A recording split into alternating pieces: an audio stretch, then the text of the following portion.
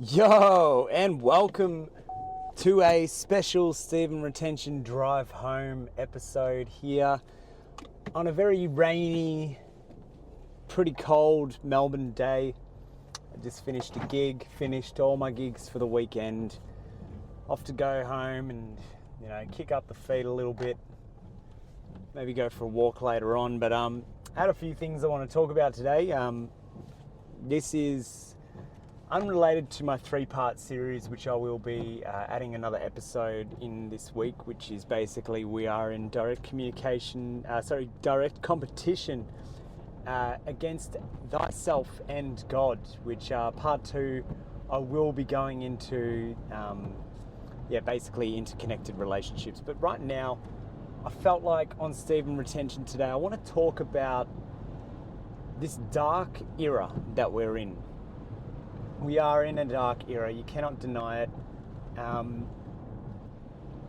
Literally at my gig today, staff members just thought it was okay to go throughout the whole gig on a Sunday afternoon when it's an overcast day. It's pretty cloudy outside. I don't know if you can see in the car, but basically it's pretty cloudy, yeah? So it gets pretty dark, yeah? So what happened was I go and I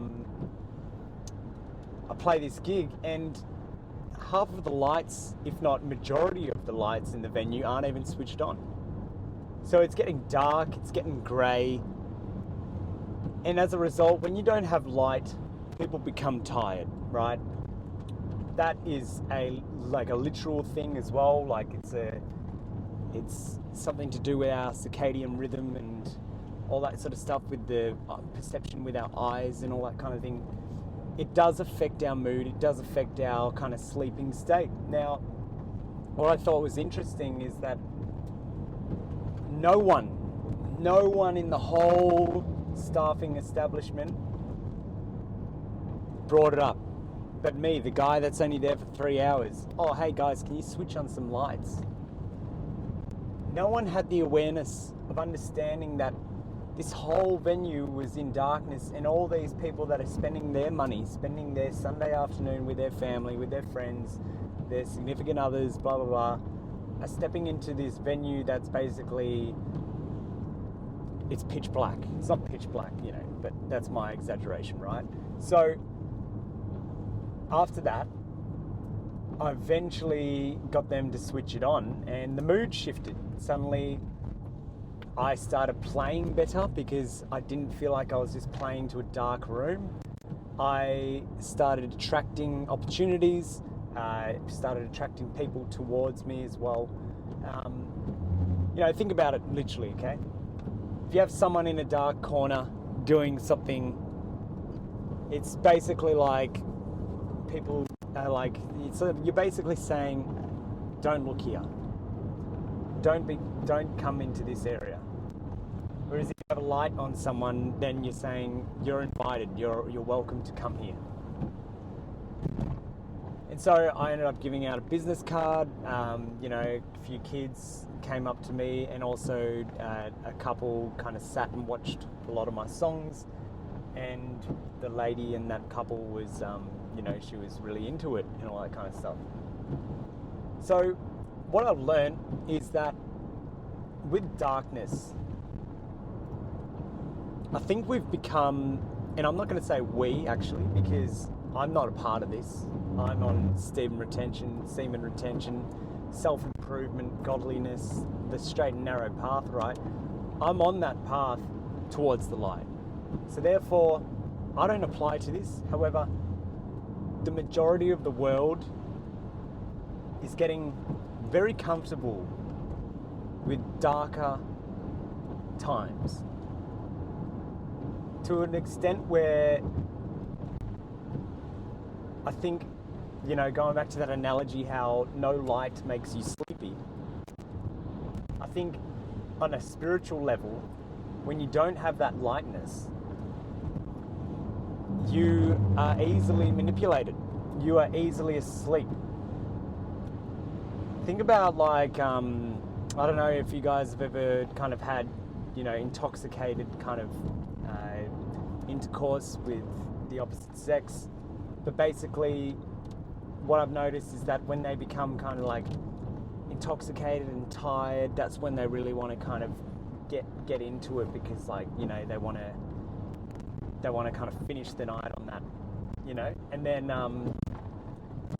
then you do things that, you know, you probably, if you weren't intoxicated and all that kind of stuff, you probably wouldn't have done it. And so basically, in dark times, we are prone to become more degenerate. In darkness, we are prone to be manipulated. We acquiesce to certain things. We are submissive. We are docile. We don't have any kind of thing to add or give to the world. We're just these consumers, these like NPC backdrop people that just stare at the TV or talk the same old shit about things that no one gives a shit about. I got told that at the venue yesterday, when a game of sport finished, so footy finished in the venue, basically everyone left because, you know, their team lost. And I just think about how many people get so obsessed about these professional sports. Like, it affects their mood. They actually get depressed. They actually get sad about it. Like, what a fucking joke. Like, people get upset that this team of highly paid, if not, you should say, overpaid athletes lost a game that doesn't eventuate in anything. There's no, you know, there's no innovation that occurs. There's no education. There's no kind of spiritual growth. It's just it's a glorified gladiator battle. That's it, but with a ball. So that's another byproduct of this era that we're in. You know, people are looking for a hero on a TV screen or a movie screen or on a phone LCD screen. Because that way they can live vicariously through these, you know, these demigods and these kind of icons and these heroes. They can vicariously live through them whilst they inhabit a low, dark, toxic frequency. So I find it really sad that people are just kind of living this way. And as an SR kind of dude, look, I give a lot of my energy out, and I've got enough energy to give out, and I've got the right kind of rituals and, you know, habits put in place that allow me to give a lot out. However, with that being said, like, you just wonder, I wonder if some people are put in these kind of positions to just absolutely plummet a business or a community or an institution or an industry completely down, like to almost sabotage it. And to be honest, I know what the answer is. The answer is yes. There's definitely these inside job type people that destroy things. And they bring the frequency of the working environment down.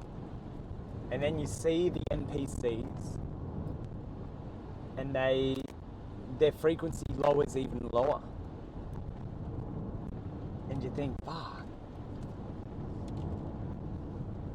Like, you're getting hacked away, bro. You're getting hacked away in the spirit. These people desperately need to get on SR. But they're going to be the first people to say it's a complete load of rubbish and you're a weirdo and all that kind of stuff. But Yeah, who knows? Let the dead bury the dead.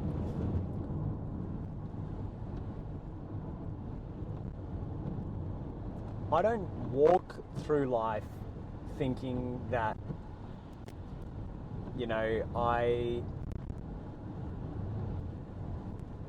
I'm a better person than everyone else. But on an energetic level, it is undeniable that I'm tapped into something that's allowing me to maintain at least a range of a frequency that is, it's levels above the majority of the people. And if you think about it from a thing of like loosh and, the concept of a loosh where people feed off negative energy, or certain entities feed off negative energy, I think most NPCs don't realize that they've got these parasites and these looshes and, narcissists and negative entities that are latched onto them. But that's why they have negative reactions to the SR, kind of dude. Or not negative all the time, but it's just like a kind of like, oh, that guy's kind of up himself. Think about that terminology of he is up himself. Well, what if we flipped it? What would he be like if he was down himself? Oh, that guy's down himself. Sounds like the guy's depressed. Oh, that guy's up himself. Sounds like the guy is high self-esteem. So just remember that there's people and entities out there that are trying to keep you in a lower state. They're trying to keep you in that dark world. They want you to react. They want you to flip out. Yes, you will be affected. You're not going to be completely immune from it. And sometimes all it takes is just for you to acknowledge the shit vibe, take a pause, go take a break, go do something, step away from that toxic kind of frequency. Remember who you are, remember your power, remember your gift that has been bestowed upon you as a person on semen retention. And remember that you can flip the room. You can jump timelines. You don't have to be caught up in that, wounded sacral chakra kind of timeline where, people are stuck because they don't have that sexual energy to rise up and create new realities. You don't have to be stuck in there. You don't even have to be stuck in the wounded solar plexus timeline where you're so obsessed with getting that achievement. You got to get that attention. You got to get that, this and that, and all that kind of stuff. You realize that it's just like there's a higher calling for me, and my time or my gratitude is here in the present. It doesn't need to have ears or eyes or hands or mouths share energetic waves of approval. I'm already abundant within this approval of within myself. That's why I'm, to you think I'm up myself.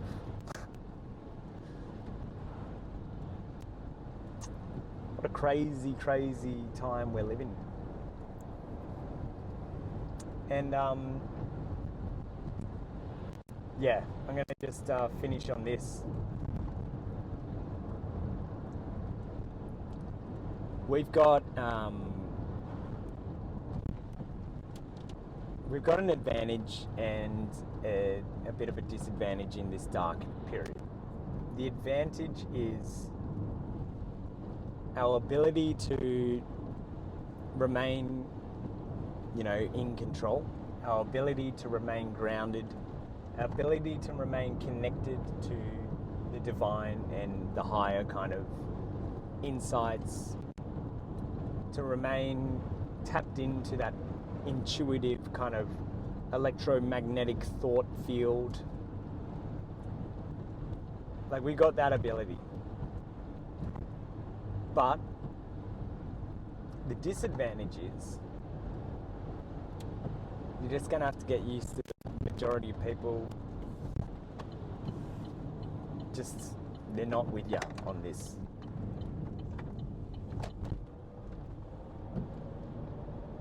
And it's a very long kind of dark road for them.